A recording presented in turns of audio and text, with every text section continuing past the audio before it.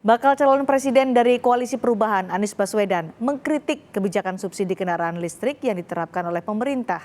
Menurut Anies, kebijakan subsidi kendaraan listrik bukan solusi masalah lingkungan hidup. Anies menyatakan pemilik kendaraan listrik justru dari kalangan yang tidak perlu disubsidi. Pemberian subsidi yang tidak tepat justru akan menambah kemacetan karena pemilik kendaraan listrik tidak menggantikan kendaraan yang ada di garasinya. Anies mengungkapkan emisi karbon mobil listrik per kapita per kilometer lebih tinggi dari emisi karbon bus berbahan bakar minyak. Menurut Anies, seharusnya memperbanyak kendaraan listrik untuk angkutan umum, bukan untuk kendaraan pribadi. Solusi menghadapi masalah lingkungan hidup, apalagi soal polusi udara, bukanlah terletak di dalam subsidi untuk mobil listrik. Yang pemilik mobil listriknya adalah mereka-mereka yang tidak membutuhkan subsidi. Betul?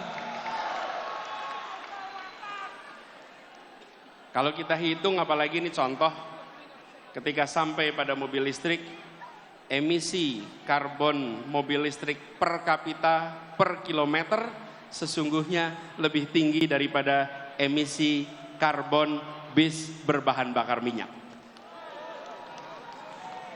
Emisi per kilometer per kapita untuk mobil listrik dibandingkan dengan bis berbasis BBM.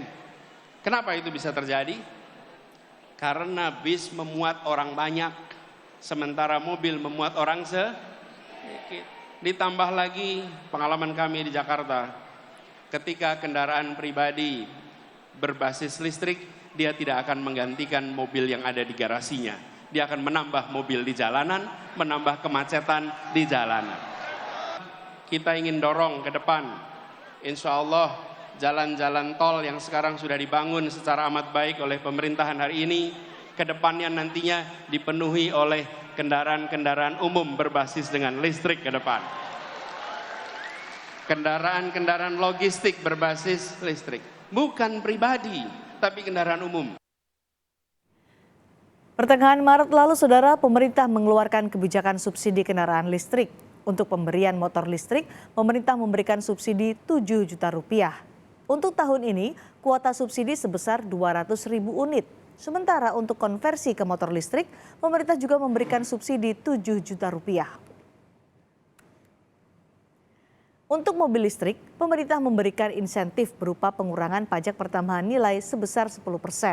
Sedangkan insentif untuk bus listrik adalah pemotongan PPN hingga 5%. Untuk mendapatkan insentif tentunya harus memenuhi persyaratan-persyaratan tertentu.